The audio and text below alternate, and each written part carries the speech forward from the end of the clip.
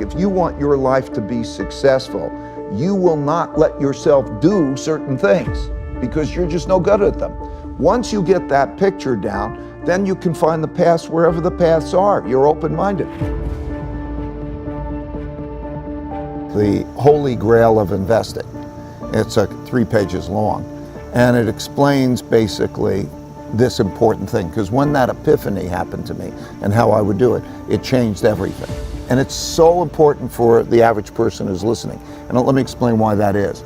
Because the average person who's listening, too many people, think that they can go into this very difficult zero-sum game of betting against the consensus and be right.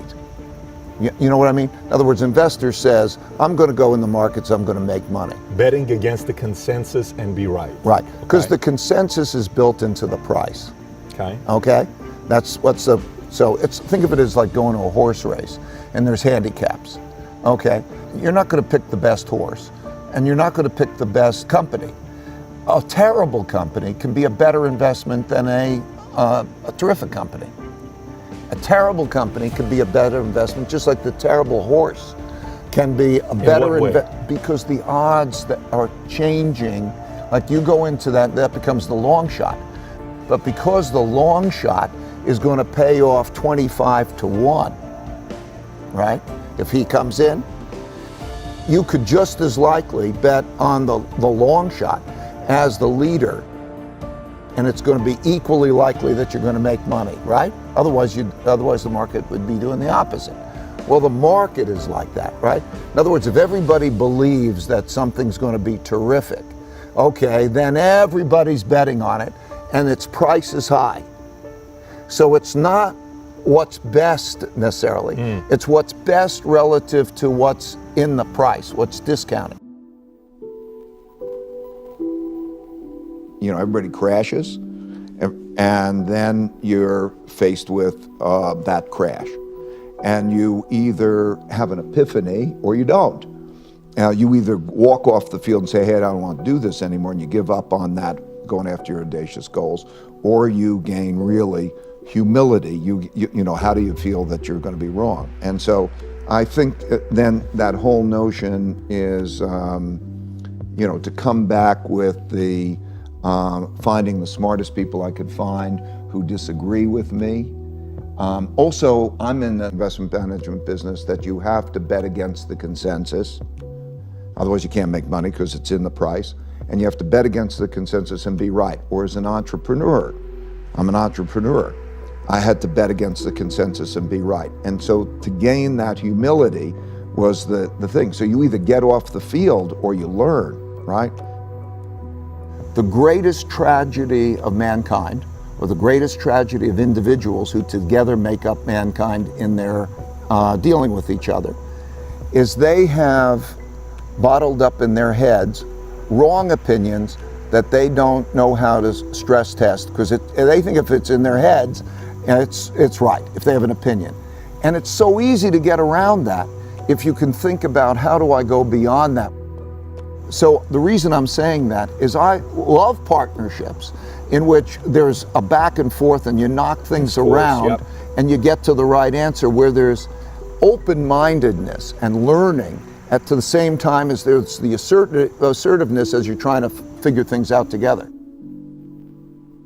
In all relationships, in one way or another, you have to find out how you're going to make decisions. There are going to be agreements and disagreements, and you have to have the art of thoughtful disagreement.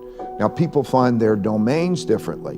Maybe somebody says, oh, okay, I'll take care of these things and you take care of that. I don't know. Some people, you know, the traditional household might say, okay, I'll take care of making the money out, and the man goes out and he makes money in the world. And then when woman says, I'll take care of the kids, we're not there anymore. But each role, I'm trying to say, in some way, you have to find out how to do the art of thoughtful disagreement. And it makes sense. And then also knowing what's good, what you're good at and what you're not good at. It's a good thing to know what you're good at and what you're not good at. Meditation is the biggest gift that I can give anyone. And I would say more than anything, it is whatever reason for success I've had. Because it allows one back to the two U's, I'll clarify. What I mean is that in your mind, we think, what do you want? And the reality is, when you look at the neuroscience and psychology, that there are different parts of your brain that want different things. And so in the simplest sense, there is the logical part of your brain that you're conscious of, it's called the conscious, and you think you're being logical and you want to make those decisions. And then there's the subliminal, below the limbic system, part of the brain, which is the emotional, and it's not as conscious to you, but it has more of an influence on you than really the logical one. And so they're not aligned. And so when you're experiencing that pain, or let's say the ego, right, there were two main things. You got an ego barrier and a blind spot barrier.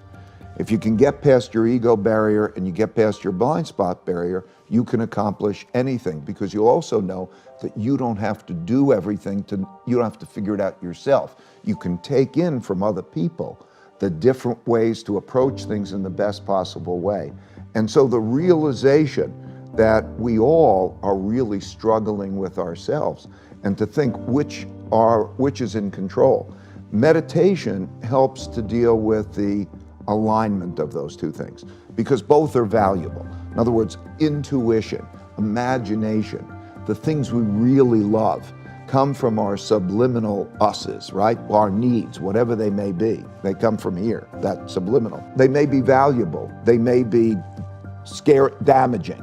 You don't know the difference. And so when they come up and you're looking at those with your logical mind and you can align those things, you're probably in good shape. If you can do that alignment between the subliminal and the logical, and you can do that with other people, so that you can triangulate with other people and say, does that make sense? And get alignment.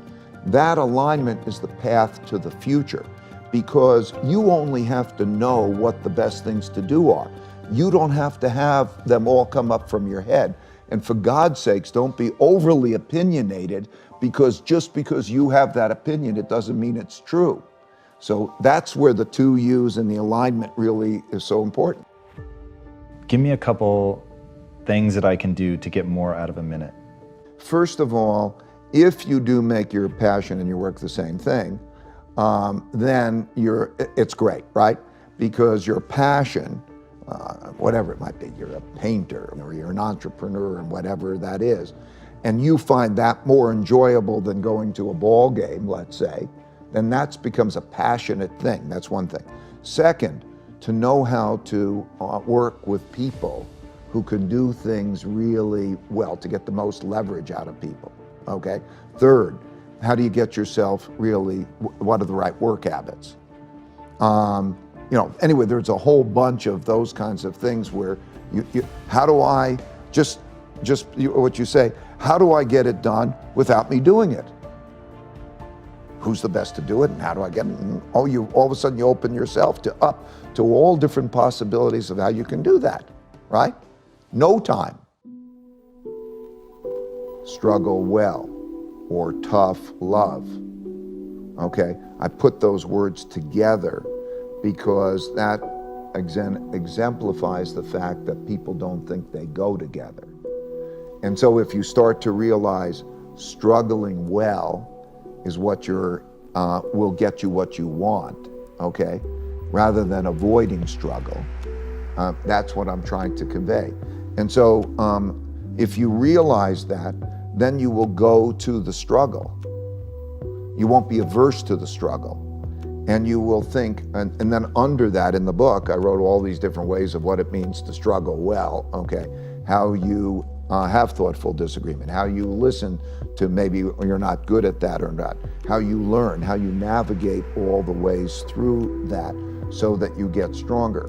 Because if you don't struggle, you won't get stronger, okay? So struggling well, go above it, okay, struggling well, a big element is to go above your struggle, just like you did. You look back and say, okay, am I struggling well, rather than be in it and doing those things. So there are a lot of different ways of how to struggle well, But if you know, okay, that struggling is a good thing. Okay, if you want to be strong, it's a good thing.